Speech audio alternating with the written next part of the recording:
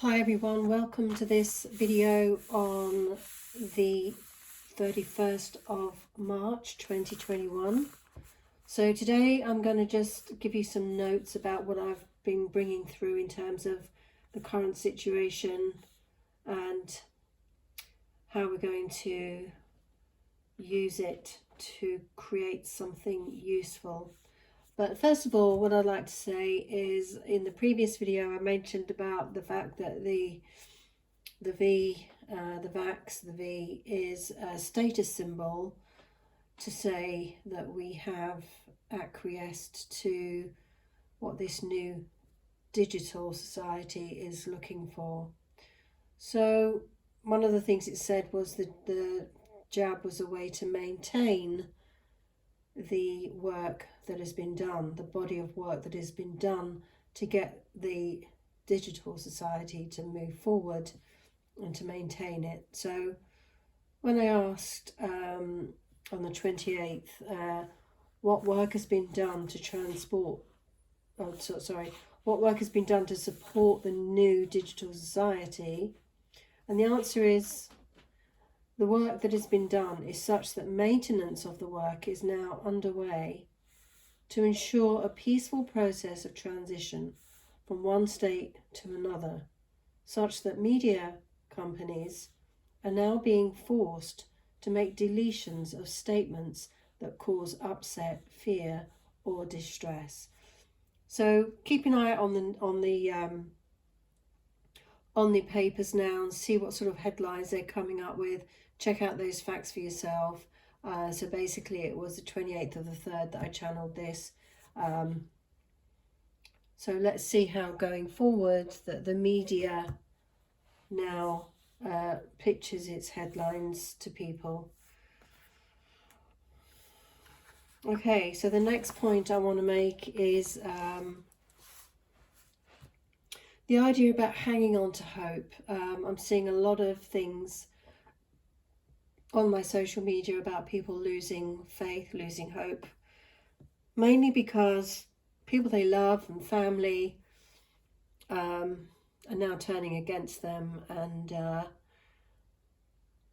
making them feel like they're some sort of conspiracist or selfish. And I'm seeing a lot of these messages, and so I wanted to do a video on how to hang on to hope. And again, this ties back to my last video, which mentions that there's going to be two societies: the new digital society and the new society. So the new society was the one that sort of brought chills, goosebumps to my skin. So the idea of hanging on to hope is that it's really the only way that we're going to make a difference to our own lives. We have to hang on to hope, because if you see all these messages and you get pulled down into depression, hopelessness, then that's not going to really help. So there are definitely things we can do to make sure that we hang on to hope in a way that's useful, productive, and resourceful. So these three words, I'm going to go through what these three types of hope are, and then I'm going to ask you to look out for ways in which you can either help someone be productive, useful, or resourceful, or look out for those things that you can do yourself. So, productive hope is that of giving people a chance to think of a better way to move forward in the way they can believe anything is possible. So this is about thinking, knowing that anything is possible, believing it, going into the law of attraction, manifesting, learning about how to manifest with your thoughts, the art of allowing, the art of affirmations, the art of creating your own future. So, the saying is the only way to know what the future, predict the future, is to create it. And there is, a whole quantum science field of, that your thoughts create your reality. And so you can be productive in how you change your thoughts and think of a better way to move forward. and to believe that anything is possible.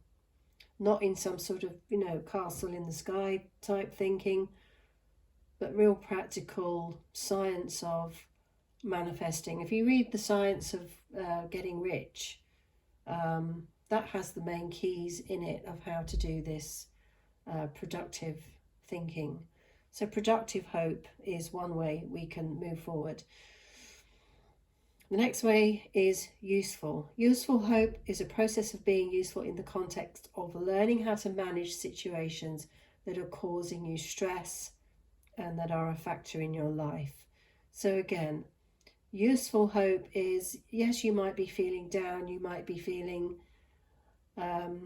ridiculed, but know that there are people out there that are feeling just the same as you, a lot of people, and there are things you can do to stop yourself being stressed. So things like things that trigger you, things that people say on social media, in the shops, out on the street, everywhere you go. Just being asked, have you had your jab yet? Can be quite stressful for a lot of people, being kept asked this by people, public, people in the public. So, and so you might get a little bit, phobic of, oh right, this next person can't even have a conversation without them asking, a certain question. So the idea is to, if you think that situation is a trigger for you, you can imagine that scenario and you can do some techniques to relieve yourself of the stress, because you can't stop people asking you those questions. They're going to ask you that question because they've been brainwashed as well. So it's the idea is to be prepared for those situations so that when it does happen, you don't get triggered and you basically become resilient to and compassionate to those that are still asking you these questions or making you feel stressed. But it can be anything that causes you stress. You might have to go to the doctors, you might have to, go into a shop. Anything can cause you stress, but know that when you recognize what those triggers are, once you've overcome one and tested its efficacy, you'll know that that technique is going to be working for you. So, and it basically puts you in control.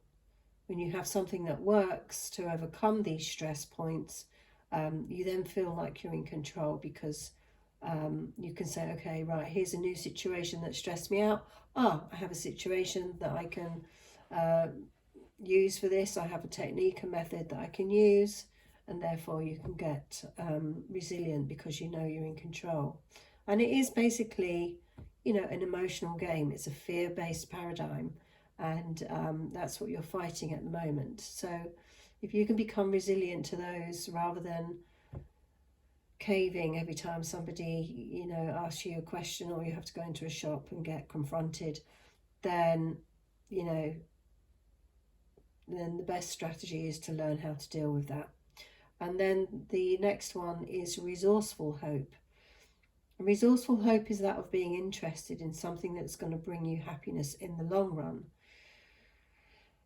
So yeah, resourcefulness is about building up your life in a way that gives you all the fortification of those skills, abilities, emotions, communities. Knowing your rights, for example, is being resourceful, because you know that you have something that you can give to somebody that, who's trying to sort of say, okay, you must do this, this is law. If you know your rights and you can stand up and sort of say what it is, and fire the question back at them, if you know your rights, they can't argue with that. So it might take a little bit of time, a bit of effort to learn those rights, but it might be worth it in the end. So that's one type of resourceful hope. But there are many things you can think about in terms of being interested in something that's going to bring you happiness in the long run. So think about what those things are. For example, it might be that you're going to decide to connect with your community, and you're going to create a whole new circle of friends that you never thought you would before, and all these new people and these new connections, instead of hiding and sticking to your normal group of friends, you know, branching out and finding a new group of friends with new thoughts, new hobbies, and that can open up a whole new world for you, and that can make you, you know, feel a lot happier. So as you go out into the world now, just look at those 3 types of hopefulness, productive, useful and resourceful, so that you can begin to look out for those things and ask yourself, am I being productive? Am I being useful? Am I being resourceful? Whenever you come across anything that threatens to knock you off balance, just ask that question, how can I be productive in this? How can I be more useful? How can I be more resourceful? So that's what I'd like you to do, with the idea of hanging on to hope. Okay, so that's that. And what I'm going to do now is do a quick shuffling of my cards, just sort of random words that I write down in terms of all the workshops I've been on. Let's see. Oh, okay. Okay, so we've got Facebook and Edgar Casey. Okay. So Facebook and Edgar Casey. I'll put that here.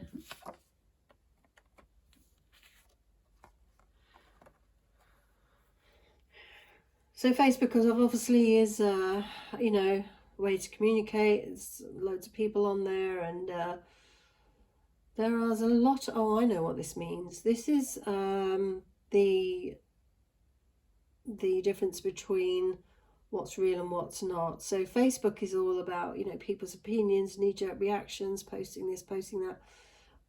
Edgar Casey was a medical mystic who was able to go into trance and bring through information. Basically, he was a medical channeler. He would do life readings, and I was told by source that I am an R person, which is A-R-E, which is the A-R-E, which is the association that was set up for Edgar Casey, called the Association for Research and Enlightenment. And that's when I realised where I belonged. I am an R person, which means I can basically do what Edgar Casey does in terms of channeling information down. So, for example, I've been channeling information on the vax and what's in it, and is it safe? And I'm going to be doing a lot more of that, because so many questions are coming up and information is coming out that, you know, I want clarity personally. So yeah, this is about what you're feeding. Where are you getting your information from? Are you getting it from Facebook, where there's just so much information that people's opinions are just coming off their head from their anger, from their, you know, reactions, their emotions? Whereas when you connect with, you know, your ability to do connect with source and bring through truth information, you can then feel more secure that you've got a fuller picture, and then you can look and check. But I would get your information from source first. That is probably the #1 rule. And if you need to learn how to do that, I do have a course on intuition that teaches you how to channel your own wisdom on Patreon. And yeah, this is all about learning about that. Intuition and connecting and being able to ask questions. So I have the NLP skills and the channeling skills, and I combine the 2 of them together, which means I'm able to ask really good questions and, you know, really analyse situations by asking a series of questions that are designed to get a specific outcome. So what I'm going to do is pull cards for the different types of hopefulness that we mentioned. So let's go with the productive. Let's have a card for productive hopefulness.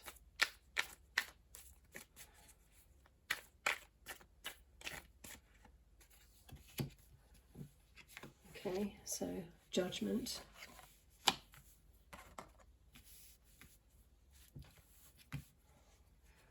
One for usefulness, hope, useful hope. There's useful hope.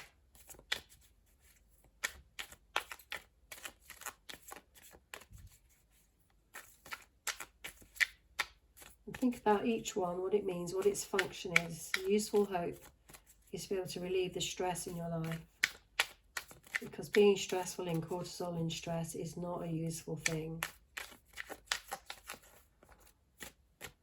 Okay. Okay, it's the world. Okay. And then we've got resourceful hope. Resourceful hope. Resourceful hope. King of Pentacles. Okay. All right. So the Judgment card for productive hope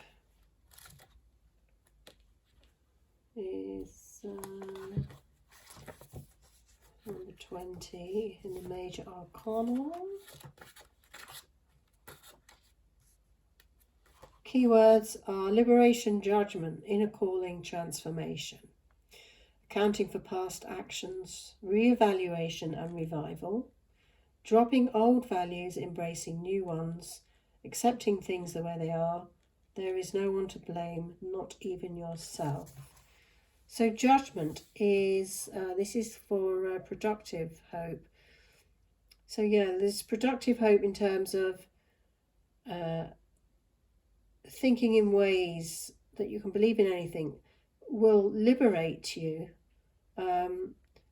and following your inner calling and transforming your stuck beliefs about this is the way things are and always will be and I have no control, transforming those beliefs into possibilities and freedom of thinking, because it's your thoughts that are being hijacked by all of this.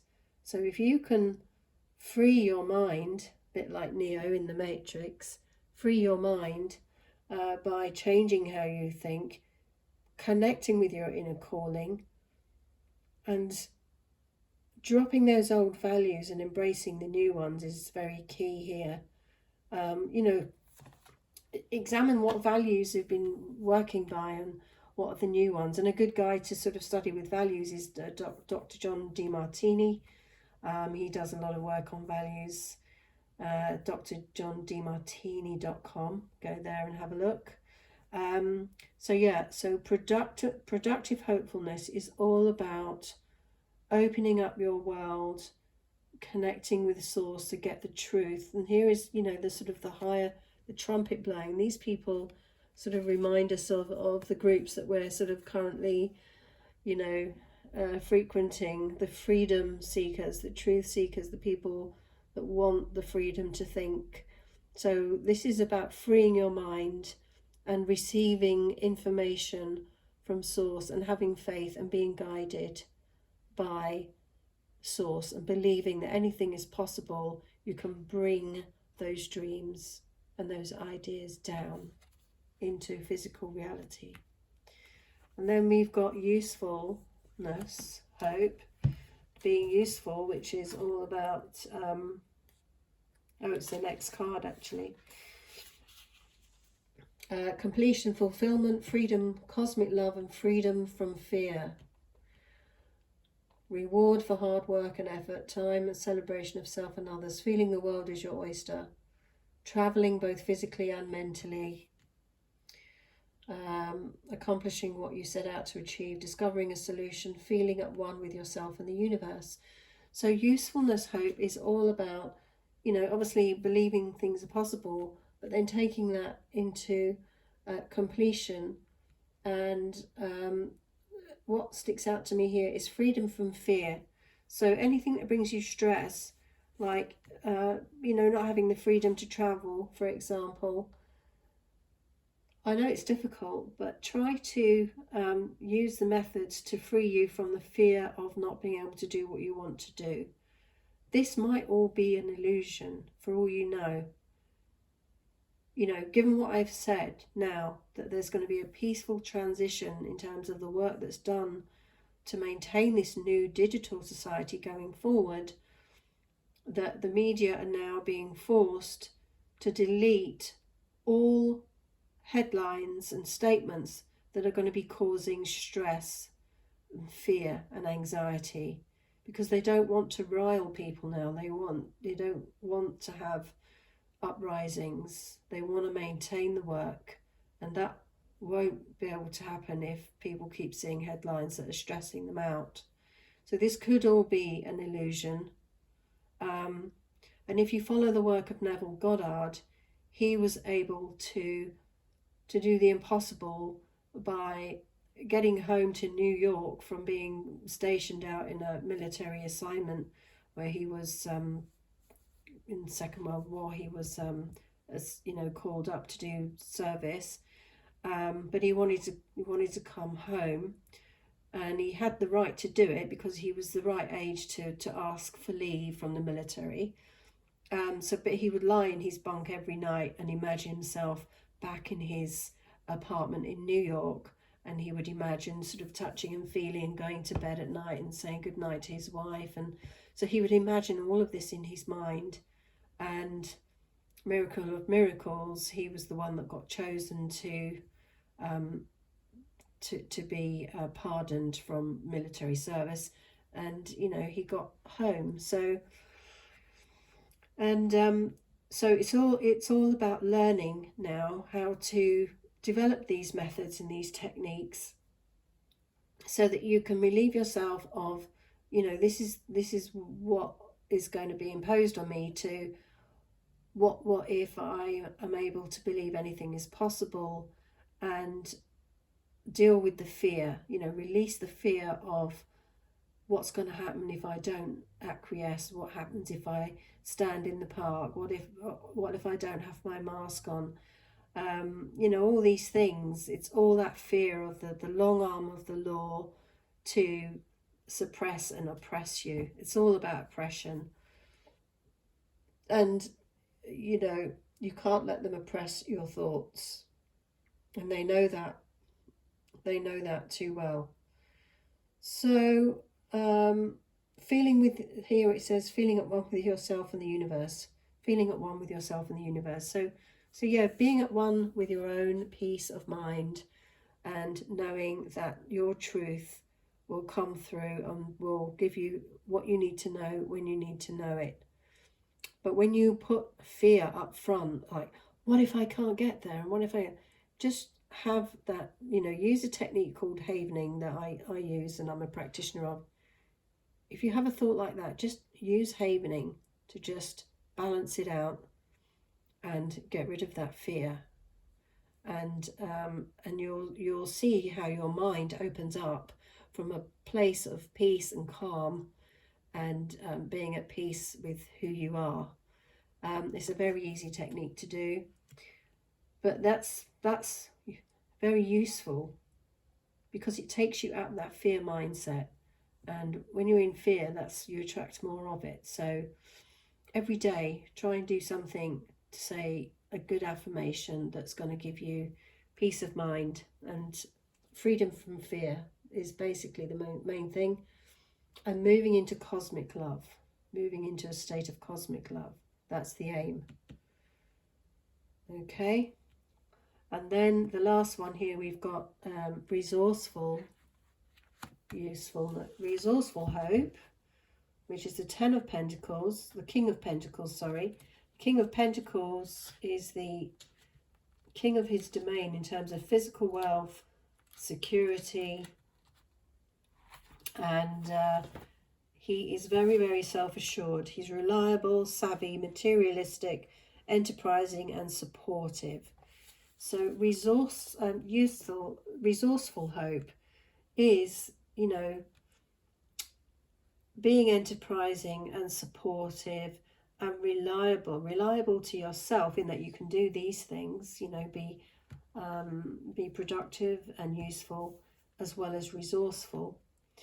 And you can become a business leader. Like, how could you turn some of these things into an opportunity to become a business leader? The King of Pentacles is practical and stabilizing. He's unshakable. He has the Midas touch. He's got a competent, no-nonsense approach and a responsible attitude. So he's very resourceful. He's very charismatic. He can be a financial advisor. Yeah, so it's anything that brings you long-term happiness in the long run. That's your resource. That's your physical resource, is being in that state of happiness and using your mind to be able to do what you need to do to get there in terms of being hopeful.